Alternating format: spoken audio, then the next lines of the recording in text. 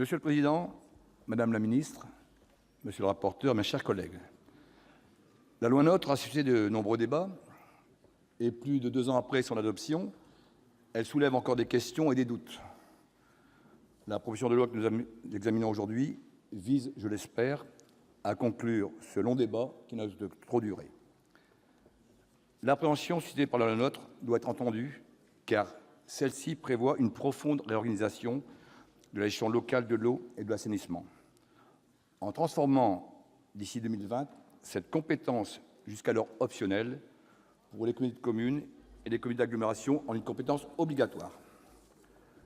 L'objectif affiché par la loi NOTRe est de réduire l'émiettement des services en mutualisant les moyens, notamment ceux des petites communes, pour réaliser des économies d'échelle, augmenter les capacités d'investissement et aussi harmoniser les prix.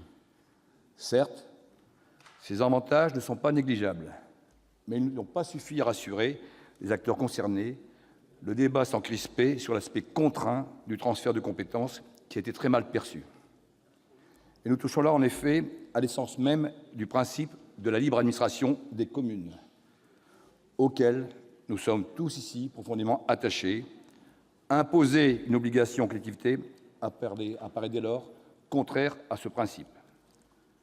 C'est pourquoi il faut laisser aux élus locaux une certaine liberté, à la fois parce qu'ils sont légitimes et surtout parce qu'ils sont les seuls à avoir une connaissance suffisante du terrain pour déterminer la meilleure option à retenir.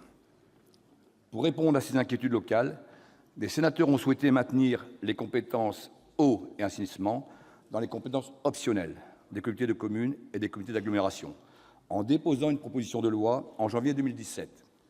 Une fois adoptée par le Sénat à la quasi-unanimité, elle avait été inscrite à l'ordre du jour de l'Assemblée nationale en octobre 2017. Le texte a cependant fait l'objet d'une motion de renvoi en commission et je le regrette. Madame la ministre, mes chers collègues, la proposition de loi dont nous allons discuter a été profondément remaniée par notre commission des lois afin qu'elle corresponde au texte déjà adopté par le Sénat en 2017. Elle a été ainsi pérennisée. Elle a pas ce caractère optionnel eau et assainissement pour les communautés de communes et pour les communautés d'agglomération, en supprimant le dispositif de minorité de blocage figurant dans le texte de l'Assemblée nationale. Aussi, le groupe Les Indépendants votera en faveur de cette proposition de loi modifiée par la commission du Sénat. Je vous remercie.